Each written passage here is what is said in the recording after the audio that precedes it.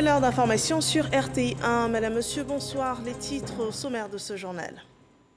L'actualité en Côte d'Ivoire, Abdourahmane Cissé, nommé cet après-midi ministre secrétaire général de la présidence de la République. Le technocrate de 39 ans remplace à ce poste Patrick Hachi, nommé vendredi dernier Premier ministre chef de gouvernement. La déclaration de la présidence de la République à ce propos dès l'entame de ce journal. Également, dans ce journal, les nouveaux élus de l'Assemblée nationale se réunissent demain à l'hémicycle pour le vote du président de la nouvelle législature. Ils seront 249 députés à désigner leur président parmi les 4 prétendants au poste. Le mode opératoire de ce vote vous est présenté ce soir. En Égypte, le canal de Suez bientôt rouvert totalement au trafic maritime. Après plusieurs manœuvres, l'Ever Given est remis à flot. Ce porte-conteneurs géant obstruait depuis une semaine le canal qui voit passer environ 12% du commerce maritime international. Bienvenue dans ce 23h en Côte d'Ivoire. Abdourahmane Cissé est le nouveau secrétaire général de la présidence de la République. Il succède à ce poste Patrick Hachi, nommé Premier ministre, chef de gouvernement. L'annonce a été faite cet après-midi par le directeur de cabinet de la présidence ivoirienne, Fidel Sarasoro. Retrouvons cette déclaration dans ce point de Mahama Traoré. Communiqué de la présidence de la République. Le président de la République, son Excellence M. Alassane Ouattara, a procédé ce lundi 29 mars 2021 à la signature d'un décret portant nomination de M. Abdourahmane Cissé en qualité de ministre, secrétaire général de la présidence de la République, en remplacement de M. Patrick Jérôme Hachi, nommé Premier ministre, chef du gouvernement, fait à Abidjan le lundi 29 mars 2021. Abdourahmane Cissé, dans le précédent gouvernement, avait à charge le ministère du pétrole, de l'énergie et des énergies renouvelables. À 39 ans, il est aujourd'hui secrétaire général de la présidence. Quel parcours pour ce jeune technocrate? Chaque année nous le révèle. Le tout nouveau secrétaire général de la présidence, c'est lui, le ministre Abdourahmane Cissé.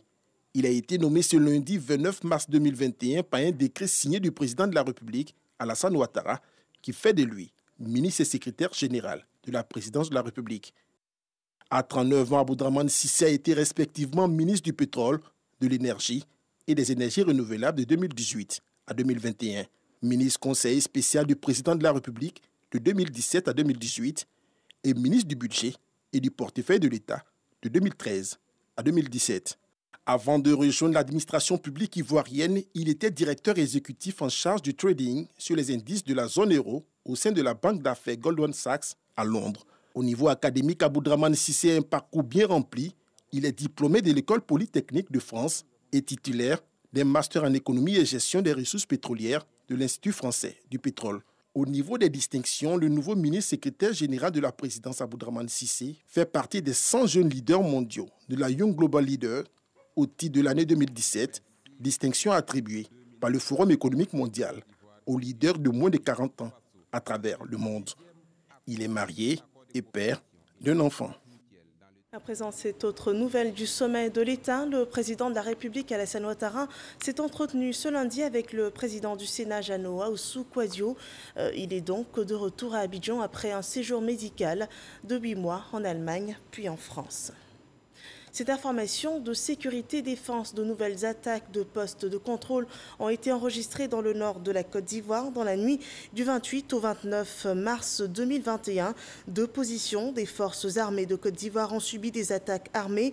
La première est survenue à Kafolo et est le fait de soixantaines de terroristes lourdement armés venant du Burkina Faso. Les forces armées de Côte d'Ivoire ont repoussé les assaillants au terme d'une heure de combat intense et mis en œuvre une opération de ratissage. Le bilan provisoire fait état de 2 soldats tués et 4 blessés côté ami. Côté ennemi, 3 terroristes tués, 4 interpellés et du matériel logistique saisi, à savoir armement, radio, munitions et motos. Les opérations militaires de ratissage se poursuivent sur le terrain. La deuxième attaque est survenue à Kolou-Bougou, à 60 km au nord-ouest du département de Téini, faisant frontière avec le Burkina Faso, où un poste de gendarmerie a été la cible d'individus non identifiés.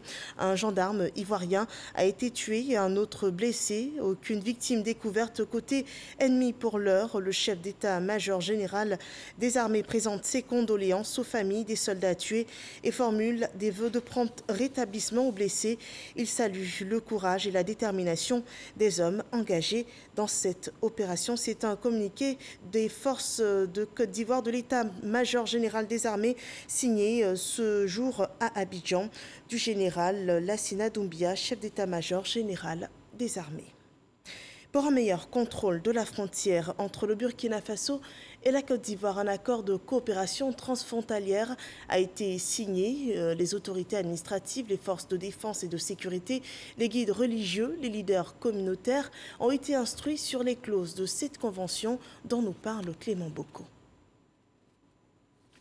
Le préfet de la région du Bunkani et le gouverneur de la région du sud-ouest du Burkina Faso en visite officielle à Bayeldouo, Mossibougou, Nassatenga, Doropo et Kalamon. Des zones frontalières où la non-matérialisation de la frontière a occasionné bien de déficits. Les émissaires de la Commission nationale des frontières de la Côte d'Ivoire et celle du Burkina Faso n'ont pas manqué d'exhorter les populations à la cohabitation pacifique. Comme il est dit au niveau donc de nos commissions nationales de frontières, il y a une seule phrase à retenir. Au-delà de nos frontières, restons frères et sœurs pour notre propre bien-être. Le plus important pour les populations, c'est simplement la satisfaction de leurs besoins au quotidien, notamment les besoins sociaux. Leur préoccupation n'est pas de connaître la bonne, mais de savoir que leurs préoccupations sont vraiment au cœur des politiques des deux gouvernements. La volonté des deux gouvernements, c'est de faire en sorte que autant les populations qui sont au centre, au nord, bénéficient des bienfaits du développement, il faut que ces populations riveraines aussi vont bénéficier du même développement. Et nous leur disons, si c'est le Burkina qui va investir, ou c'est la Côte d'Ivoire qui va investir, ces investissements sont faits dans l'intérêt des populations et non des pays. Quitte à demain, lorsque la démarcation va se faire matériellement, dire cette infrastructure est située en Côte d'Ivoire ou est située au Burkina. En plus des conflits fonciers, des problèmes de voirie, d'infrastructures éducatives, de télécommunications, d'adduction en eau potable, les populations ont souhaité qu'un accent particulier soit mis sur la sécurité. Les administrateurs ont, quant à eux, rassuré les populations sur les efforts consentis par les deux États pour traiter la question de la sécurité en priorité. L'Assemblée nationale fera sa rentrée solennelle le jeudi 1er avril prochain. Mais en attendant, demain, 249 élus participeront à la séance inaugurale durant laquelle sera désigné le président de la nouvelle législature. 4 candidats sont en lice. Le secrétaire général de l'Assemblée nationale a ce jour donné des précisions sur cette opération à l'hémicycle ivoirien. Le compte-rendu de Moussa Konaté. Reprise des activités à l'Assemblée nationale. Le coup d'envoi sera donné ce mardi avec la séance inaugurale. Une réunion des députés au cours de laquelle se tient l'élection du président de l'Assemblée nationale. Des détails sur ce premier rendez-vous sont donnés par Alain Akapo Adra, le secrétaire général de l'institution. Pour une législature qui débute, la première activité que nous devons faire, c'est élire le président de l'Assemblée nationale pour que ce président élu puisse, lui, conduire les autres activités de l'Assemblée nationale. Donc c'est cette activité qui va consister en l'élection du président de l'Assemblée nationale que nous appelons séance inaugurale. Et cette séance inaugurale-là, elle a lieu une seule fois chaque 5 ans. Après l'élection du président de l'Assemblée nationale, ce sera au tour de la rentrée parlementaire des députés. Elle est prévue le premier jour ouvrable du mois d'avril.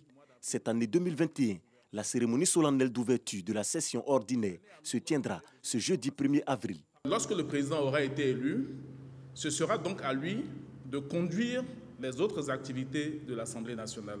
Et la prochaine, sinon la plus prochaine activité que le président de l'Assemblée nationale aura à conduire, ce sera l'ouverture solennelle de la première session ordinaire de la législature, donc l'ouverture solennelle de la session ordinaire de l'année 2021. Pendant les 5 ans que cette législature va durer, chaque premier jour ouvrable du mois d'avril, le président de l'Assemblée nationale va ouvrir de façon solennelle la session ordinaire. Notons que 249 sièges ont été pourvus au sortir du scrutin du 6 mars dernier. Les élections seront reprises dans 6 localités, dont 4 pour des raisons d'annulation par le Conseil constitutionnel et 2 pour cause de décès de candidats. Et avant l'ouverture de cette séance inaugurale, je vous invite à en savoir davantage sur le mode opératoire de cette séance qui aura lieu demain au Palais de l'Assemblée nationale. Comment se déroulera le vote, qui sont les candidats en lice et surtout comment sera constitué le bureau de séance. Ce sont des points sur lesquels nous instruit Michel Ticré.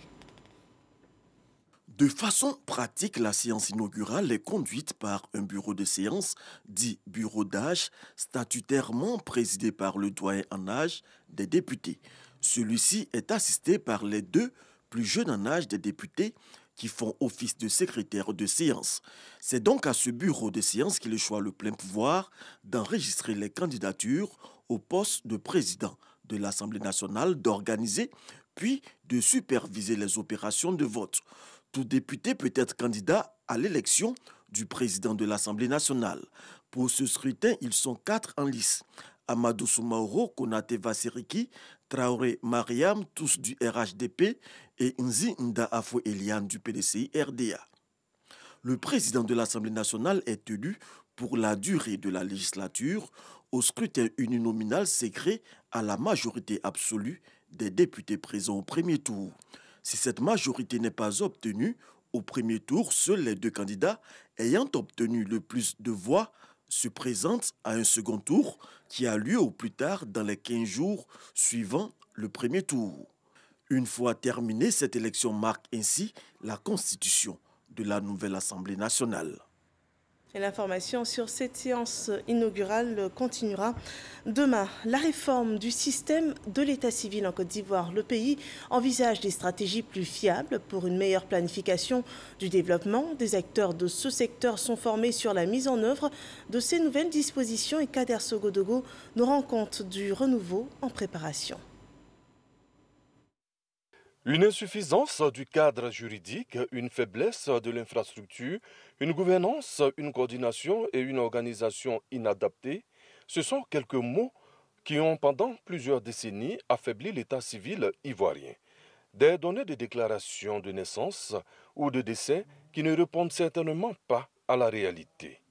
Le gouvernement ivoirien a donc entrepris des réformes. C'est justement pour imprégner les acteurs qu'un séminaire sous l'égide de l'Office national de l'état civil et de l'identification, ONESI, est initié à l'endroit de 475 sous-préfets, 201 maires, 37 magistrats et 33 directeurs régionaux de santé.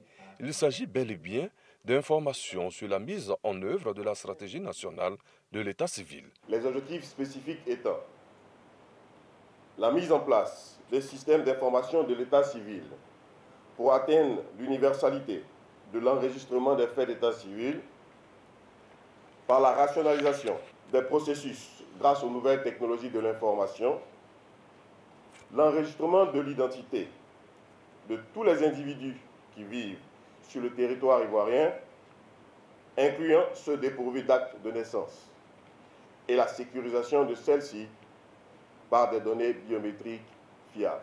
Pour un état civil nouveau et performant, la Côte d'Ivoire a le soutien de l'Union européenne. Tel qu'il existe actuellement, le système ivoirien d'état civil ne garantit donc pas le pilotage efficient des politiques publiques et ne permet pas à la population d'exercer ses droits fondamentaux, ni de s'insérer socialement et économiquement. Ainsi, l'Union européenne, l'année de ses 60 ans de présence en Côte d'Ivoire, est fière d'apporter un soutien à la réforme de l'état civil, au renforcement de cet état de droit. Nous sommes présents à hauteur de 3,2 milliards de francs pour apporter des capacités techniques pour les acteurs clés de la réforme, soutenir la dynamique de coordination et également mener un plaidoyer en faveur d'une mobilisation des ressources de l'État. L'état d'avancement de la mise en œuvre du registre national des personnes physiques, les changements majeurs de la nouvelle loi sur l'état civil, le projet de digitalisation de l'état civil. Ce sont quelques matières au programme du séminaire qui va durer 3 jours. La situation des droits de l'homme en Côte d'Ivoire sur les 5 derniers mois a été revue au cours d'une session de briefing du corps diplomatique organisée par le Conseil national des droits de l'homme. C'est une rencontre qui a permis d'aborder l'accréditation du CNDH au statut A au niveau mondial et également de voir les implications de ce nouveau statut. Laure Goretti et Moussa Konaté. 2800 détenus sont en attente d'un premier jugement. 448 femmes vivent en milieu carcéral. Des effondrements d'immeubles qui endeuillent des familles. Ce sont entre autres les observations du Conseil national des droits de l'homme devant le corps diplomatique accrédité en Côte d'Ivoire. La présidente Namizata Sangari a exposé sur la situation des droits de l'homme dans le pays depuis le mois de novembre 2020 à ce jour. Les chancelleries accréditées en Côte d'Ivoire ont au cœur de leur agenda la question des droits de l'homme. Et donc nous, en tant qu'institution en charge de cette thématique, il est bon de créer cette interaction avec ces représentants accrédités dans notre pays, améliorer les compréhensions sur certains points qu'ils ne comprennent pas souvent, et puis solliciter également leur accompagnement sur des activités qui nous permettent en tout cas de dérouler le mandat qui est le nôtre. Grâce à ces actions de promotion des droits de l'homme en Côte d'Ivoire, le CNDH est passé du statut B au statut A de l'Alliance mondiale des institutions nationales pour la promotion et la protection des droits de l'homme. Une performance dont se réjouit la présidente de l'institution. L'institution doit avoir les moyens pour dérouler sur le terrain des activités avec les populations, leur faire connaître leurs droits et protéger leurs droits. Et le Conseil national des droits de l'homme vient d'être hissé au rang A parce que, après la réforme, nous sommes une institution créée conformément aux principes de Paris et une institution que les Nations Unies ont estimé qu'il y a un dynamisme continu. Cette rencontre est dénommée le briefing du corps diplomatique.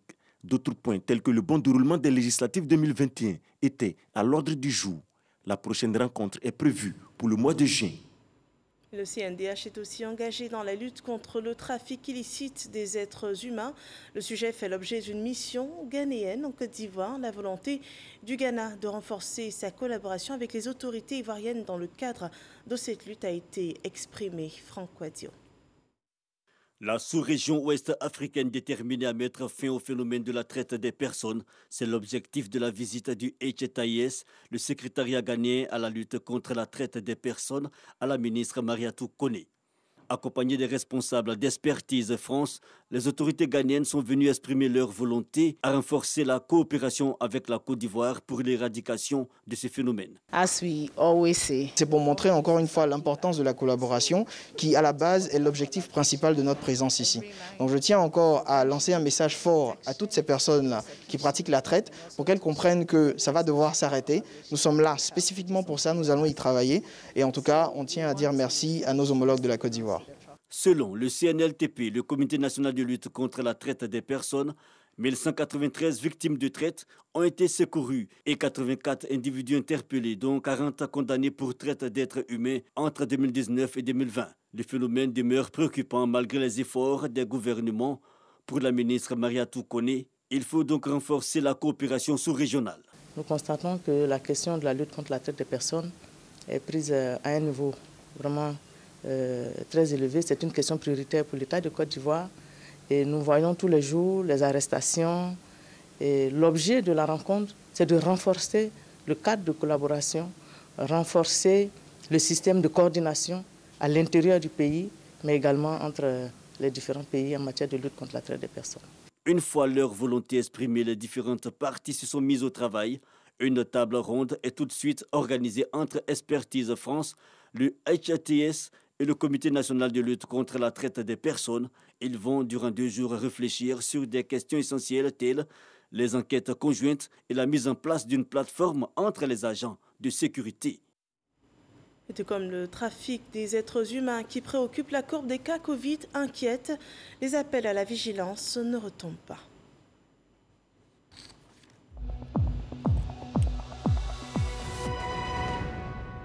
Le ministère de la Santé et de l'Hygiène publique a de nouveau enregistré ce jour 242 nouveaux cas de Covid-19 ce lundi. Le point sanitaire de cette journée présente aussi 576 personnes guéries et 2 cas de décès. Ce 29 mars 2021, en Côte d'Ivoire sont dénombrés en tout 43 422 cas confirmés, 39 295 personnes guéries, 239 personnes décédées des suites de la Covid-19. Il reste encore 3 888 cas actifs.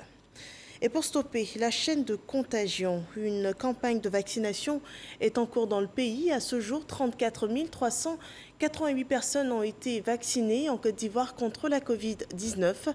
Les autorités sanitaires ont présenté ce jour le point de la gestion de la pandémie sur la période allant du 22 au 28 mars 2021, un point que rapporte Jean-Marc Djadji.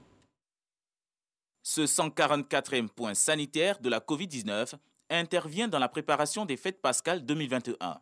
La Côte d'Ivoire enregistre à ce jour 43 180 cas confirmés, 38 719 guéris et 34 388 personnes vaccinées. Au niveau de l'intérieur du pays, seuls 5% des cas confirmés sont enregistrés. Face à cette situation, le ministère de la Santé et de l'Hygiène publique invite les populations à respecter les mesures préventives afin de préserver cette partie du pays en cette semaine de festivités due à la Pâques. Pâques inaugure, comme nous avons dit, assez de monde et occasionne un déplacement massif de population des grandes villes ou des zones forestières vers les villages du centre de la Côte d'Ivoire.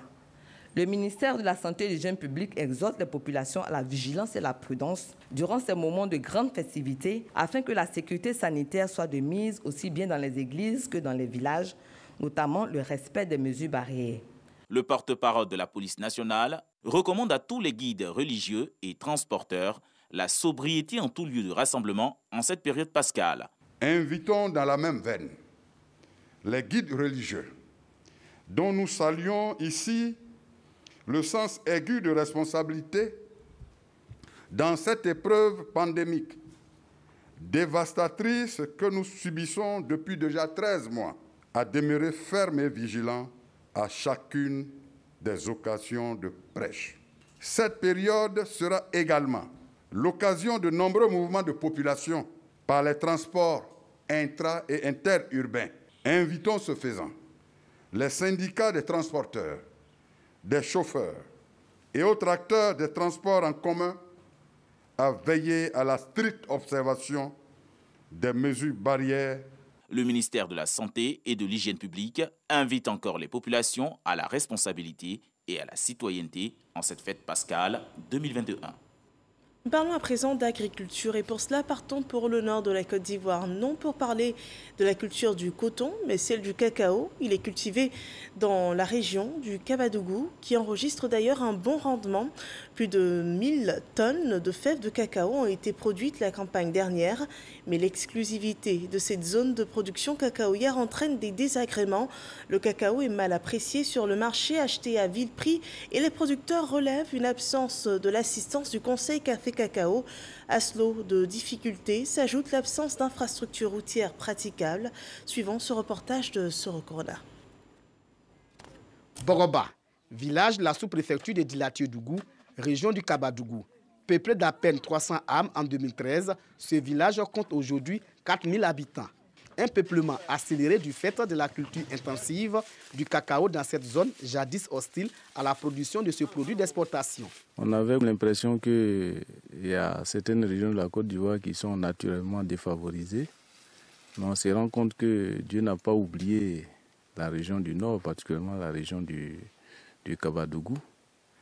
Et c'est impressionnant vraiment de voir que le cacao pousse normalement ici.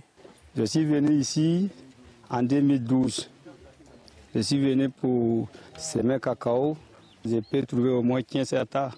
En effet, les premiers pieds de cacaoyers ont été plantés dans cette nouvelle boucle depuis 6 ans. Pour la campagne de commercialisation du cacao de l'année 2020, plus de 2000 tonnes ont été collectées. Dans ce campement, 100 tonnes sont déjà produites cette année. Des chiffres qui ne reflètent pas la réalité du fait du trafic illégal et de l'achat clandestin du cacao. Toutes choses qui concourent au non-respect du prix Beauchamp fixé par le gouvernement. Il y a d'autres acheteurs qui viennent et disent que nous sommes dans une zone inconnue. Ce qui fait que nous n'avons pas l'accès au prix donné par l'État. La volonté de ces braves paysans de produire plus de cacao dans la région se heurte à de nombreux obstacles. C'est le même problème de route, il n'y a pas de route. Quand les pisteurs viennent s'installer à Djoulatirou ou à Bogoba, pour faire sortir ici, donc ils ont problème. Par rapport à la pourriture, nous demandons à l'État de pouvoir nous fournir des produits phytosanitaires et traiter les champs pour que la production d'eau dîner de Bogoba soit vive. Conseil cacao, le sous-préfet les a invités, on dirait 2 ou 3 fois. Ils sont venus, ils sont allés voir au champ, mais pour le moment, on n'a pas encore la suite. Le sous-préfet de Dilatier-Dougou sillonne les villages et hameaux pour l'encadrement des producteurs, pour le bonheur du cacao ivoirien dans cette nouvelle boucle. Nous espérons que ces désagréments soient résorbés pour l'essor de la filière du cacao dans cette localité. Les journalistes spécialistes des questions économiques et financières ont été instruits sur l'accessibilité de l'information économique, comment la rendre plus digeste pour les populations. Un forum pour le journaliste de développement s'est tenu à Abidjan dans ce cadre, le point de Didier Nguessa. Mettre la plume et le micro au service du développement à travers la vulgarisation de l'information économique et financière. C'est l'objectif de ce premier forum africain de la presse économique et financière qui, durant 2 jours, va donner la parole aux spécialistes des questions micro- et macroéconomiques du continent afin de les rendre plus accessibles au grand public. Quand on dit économie, c'est l'école, l'éducation, l'emploi, la santé, le genre, le capital humain, l'environnement. C'est la somme de toutes nos énergies. Donc il est capital d'y penser. Donc nous, journalistes économiques et financiers, nous avons un rôle important à jouer dans l'éducation financière, économique et financière de nos populations et dans la croissance de nos pays. Si l'économie impacte au quotidien les ménages, la presse spécialisée en économie et en finance n'est pas très abondante en Afrique subsaharienne. Ce forum va contribuer à combler ce déficit. Le journaliste économique et financier joue à la fois un rôle de veille stratégique et d'intelligence économique. Ces activités revêtent un intérêt singulier en termes d'opportunités d'anticipation, en vue d'apporter des réponses aux préoccupations et attentes légitimes des populations. En termes de publication en la matière, le ministère de l'Économie et des Finances met à la disposition du grand public des informations économiques et financières de diverses natures à travers des périodiques dont la Côte d'Ivoire en chiffres, la note de conjoncture, le rapport économique et financier, le tableau des opérations financières de l'État. Panels, ateliers et débats vont meubler ce forum. En diplomatie, Mohamed Ibn Chamba a terminé sa mission en Côte d'Ivoire. Le représentant spécial et chef du bureau des Nations Unies pour l'Afrique de l'Ouest et le Sahel a été honoré d'un dîner d'au revoir offert par le gouvernement ivoirien. C'était au ministère des Affaires étrangères. Le récit de Laure Goretti et Éric Corré. Mohamed Ibn Chamba, représentant spécial du secrétaire général et chef du bureau des Nations Unies pour l'Afrique de l'Ouest et du Sahel, quitte définitivement la Côte d'Ivoire. Le ministre des Affaires étrangères, Ali Koulibaly, a salué l'homme et l'a remercié pour ses actions de consolidation de la paix pendant sa mission en Côte d'Ivoire. Un dîner gala a été organisé pour l'occasion. Faiseur de paix, votre engagement sans faille à travers vos actions de proximité auprès des autorités ivoiriennes et l'objectivité des informations contenues dans les rapports périodiques du secrétaire général sur les activités du Bureau des Nations Unies pour l'Afrique de l'Ouest et le Sahel ont grandement contribué à l'évolution positive de la situation dans notre pays. Mohamed Ibn Chamba a été élevé au grade de commandeur de l'ordre national ivoirien. Le diplomate ghanéen a en retour dit sa gratitude aux autorités et au peuple ivoirien. Je suis confiant que les autorités ivoiriennes, sous le leadership dynamique, visionnaire de M. le Président, ainsi que toutes les parties prenantes, continueront de démontrer leur détermination à œuvrer pour la consolidation de la paix dans l'intérêt supérieur de la Côte d'Ivoire et des Ivoiriens. C'est depuis 2014 que le diplomate ghanéen est représentant spécial du secrétaire général et chef du bureau des Nations Unies pour l'Afrique de l'Ouest et du Sahel. Mohamed Ibn Chamba a prôné pendant sa mission les idéaux des Nations Unies pour la paix, la stabilité et le développement, non seulement en Côte d'Ivoire, mais en Afrique. L'information hors de nos frontières sur le canal de Suez, le porte-conteneurs géant l'Evergiven a été remis à flot. Le trafic peut donc reprendre sur cette voie maritime majeure obstruée depuis près d'une semaine par le navire de 400 mètres de long et de plus de 220 000 tonnes. Le blocage a créé un embouteillage de 425 navires qui attendaient de pouvoir franchir cette voie essentielle au commerce maritime reliant la mer Rouge et la Méditerranée. Il faudra 3 jours et demi environ pour tout résorber. C'est ainsi que prend fin ce rendez-vous d'information. Merci de l'avoir suivi. Retour de l'actualité à 6h30 avec Régis Kofi.